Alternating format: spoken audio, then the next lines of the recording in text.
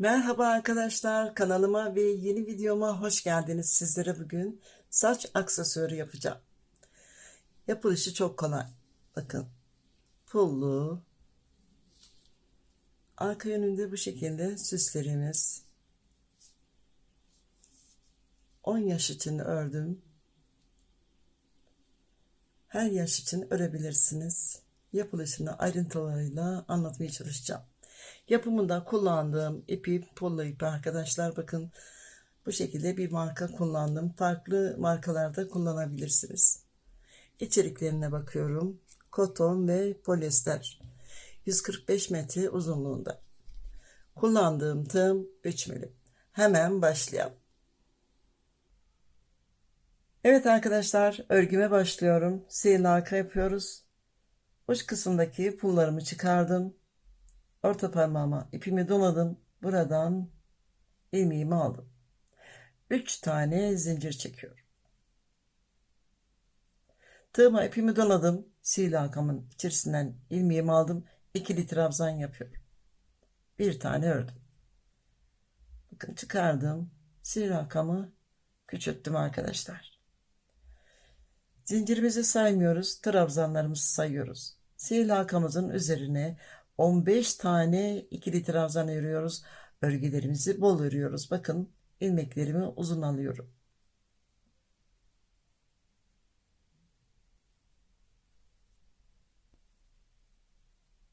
...15 tane ikili trabzan yaptığım sihir halkamın ipini çekiyorum, sıkılıyorum. İlk ördüğümüz trabzanın tepe boşluğundan battım, ilmeğimi aldım, tığımdaki ilmeğin içerisinden geçirdim. 4 tane zincir çekiyorum. Zincirlerimizi sıkı yapmayalım. Bakın, tığıma ipimi doladım, birleştirdiğimiz noktaya bir tane ikili trabzan örüyoruz. Zincir çekmeden tığıma ipimi aldım, sıradaki trabzanın tepesine bir tane ikili trabzan örüyorum. Bir zincir, yine aynı noktaya bir ikili trabzan. 2 tane V yaptım. Bakın, zincir çekmiyoruz, sıradaki trabzanın tepesine bir ikili trabzan, bir zincir, yine aynı noktaya bir ikili trabzan. V'lerimizin arasında zincir çekmiyoruz, normal V örüyoruz. İkinci sıramızı bu şekilde tamamlayalım.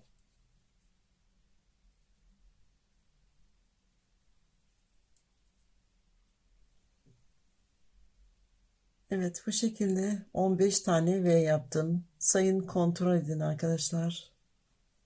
15 tane ikili trabzan örmüştüm. Birinci sıramda her birinin tepesine birer tane V yaptım. Sıramın sonundayım. Zincir çekmiyorum.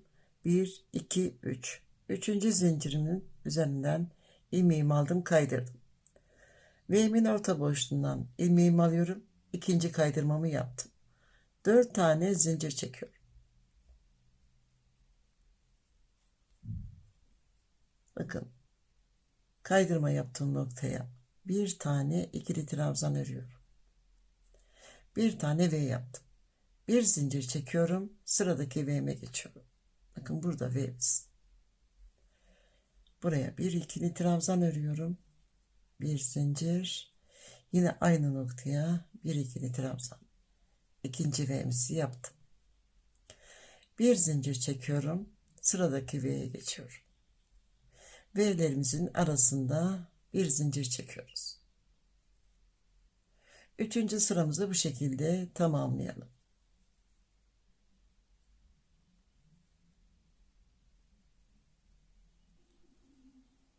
Evet arkadaşlar, üçüncü sıramın sonuna yaklaştım. Bir zincir çektim. Bakın, V'mi yaptım.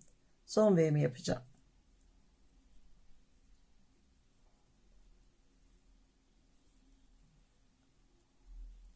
Son V'mi yaptım. Bir tane zincir çekiyoruz. Sıramızın sonunda. Bakın, 1, 2. İkinci zincirimin üzerinden kaydırma yapıyorum. Boşluğa bir tane daha kaydırma yapıyorum. 4 tane zincir çekiyorum.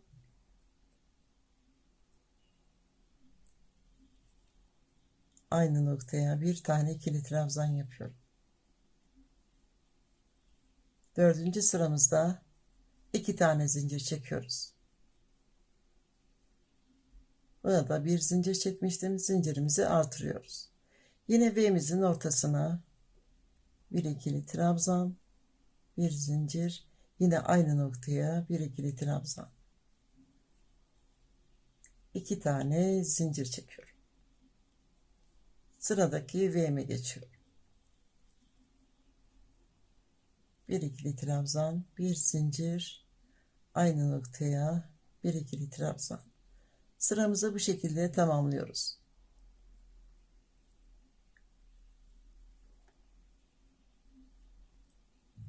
Dördüncü sıramın sonuna geldim. Son V'mi yaptım. V'lerimizin arasına 2 zincir çektiğim için 2 tane zincir çekiyorum sıra sonunda. Yine kaydırma tekniğiyle birleştiriyorum. 1 2. İkinci zincirime kaydırma yapıyorum. Orta boşluğa kaydırma yapıyorum. Dördüncü sıramı tamamladım. Beşinci sıramıza geçiyoruz. 4 tane zincir çekiyorum.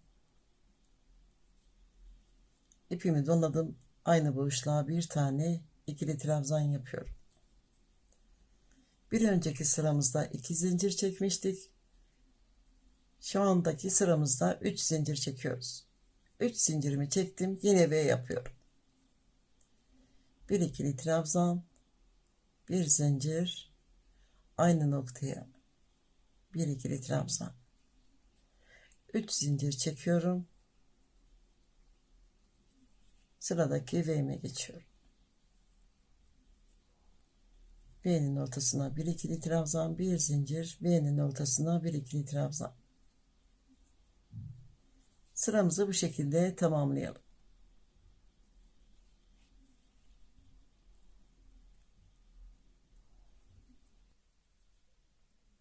Sıramın sonuna geldim. Son V'mi yaptım. Bütün V'lerin arasında 3 zincir çektiğim için sıra sonunda 3 tane zincir çekiyorum. Örgümü birleştiriyorum. 1 2. İkinci zincirimin üzerine bir kaydırma, boşluğa bir kaydırma. Bakın arkadaşlar. 6. sıramıza geçiyoruz. 4 tane zincir çekiyorum.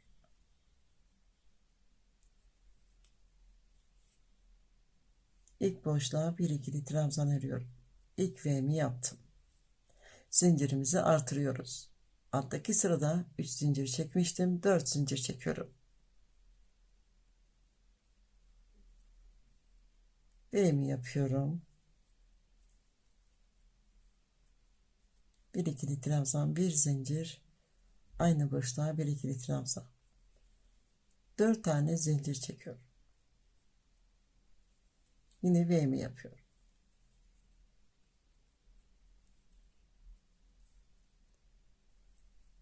Sıramı tamamlıyorum arkadaşlar.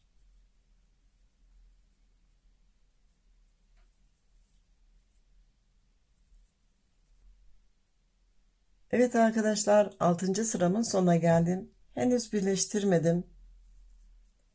Benim ördüğüm saç aksesuarı 7 ve 10 yaş için uygun ölçülerde. Bakın 15 santim.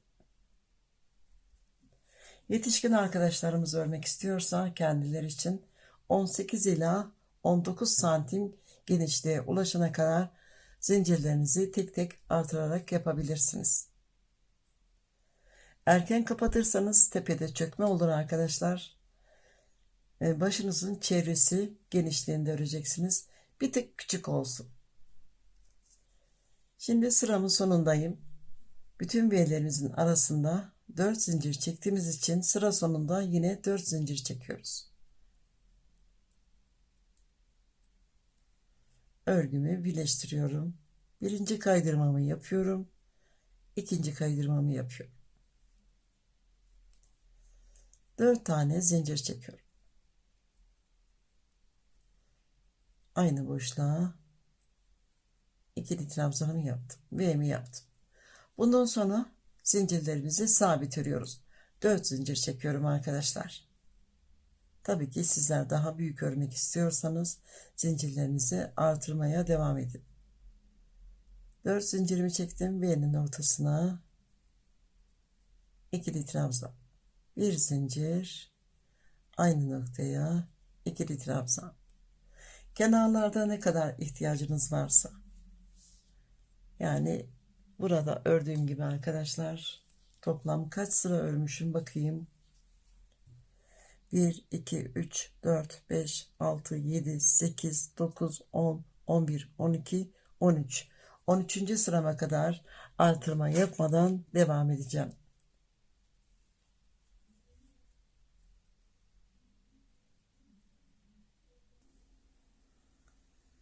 Evet arkadaşlar, 13. sıramı tamamladım. Örgümü birleştiriyorum. Bir kaydırma, bir tane daha. Yüksekliğini ölçüyorum.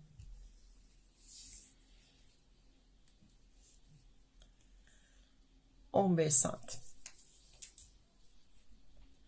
Örgümüzün düz yüzü, arka yönü. Arka yönü daha pulları yoğun arkadaşlar. Bakın. Sizlerin de bu şekilde olacaktır.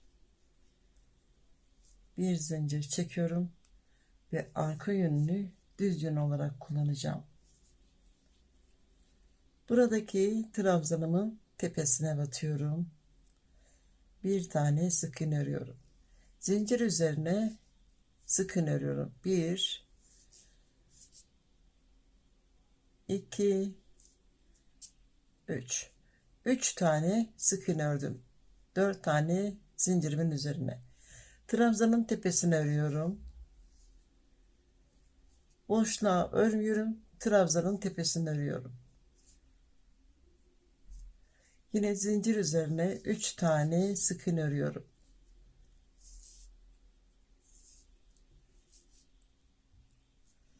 Trabzanın tepesine örüyorum. Tekrar sıradaki trabzanın tepesine örüyorum. Son sıramızı bu şekilde tamamlayalım.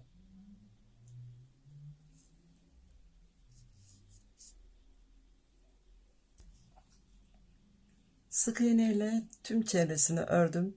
İlk ördüğüm sık iğnemin tepe boşluğuna batıyorum. İlmeğimi aldım. Tığımdaki ilmeğin içerisinden geçirdim. Burada gördüğünüz gibi zincir yapabilirsiniz veya yapmayabilirsiniz. Tercihi sizlere bırakıyorum. İki kardeşe ördüğüm için ikisinin de aynı olmasını istiyorum arkadaşlar. 30 ila 35 santim aralığında zincir çekiyorum. Yani uzunluk olarak.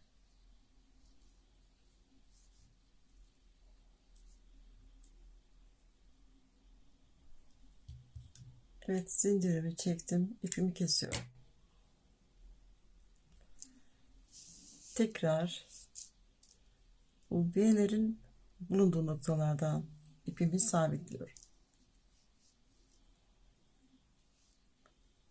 Aynı noktaya bir sık iğne yaptım. Yine uzunca bir zincir çekiyorum. İkinci zincirimi de yaptım.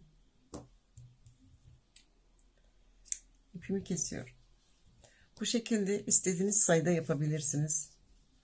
Zincirimizi başladığımız zaman burada ipimiz oluşacak arkadaşlar. Bakın, fazla ipimizi örgülerimizin arasından gizliyoruz. Önceden büyük iğnemi örgülerimin arasına takıyorum. Daha sonra iğnemi ipimi takıyorum. Bu şekilde fazla ipinizi gizleyebilirsiniz.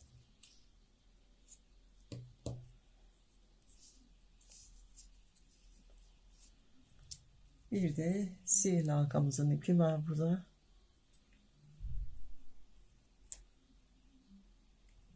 Bunu da aynı şekilde gizleyelim. Örgülerimizin arasından önce iğnemi takıyorum. Daha sonra iğnemi ipimi takıp bu şekilde gizliyorum.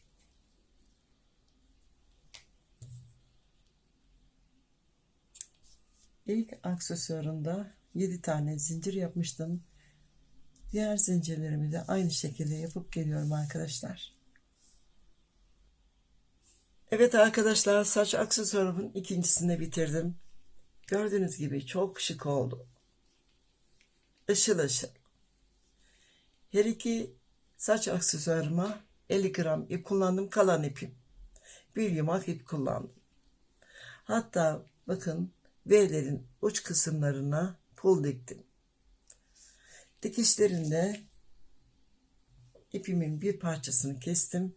Katlarından bakın bu şekilde iplerimi çekip dikiş iğnesiyle dikişimi yaptım.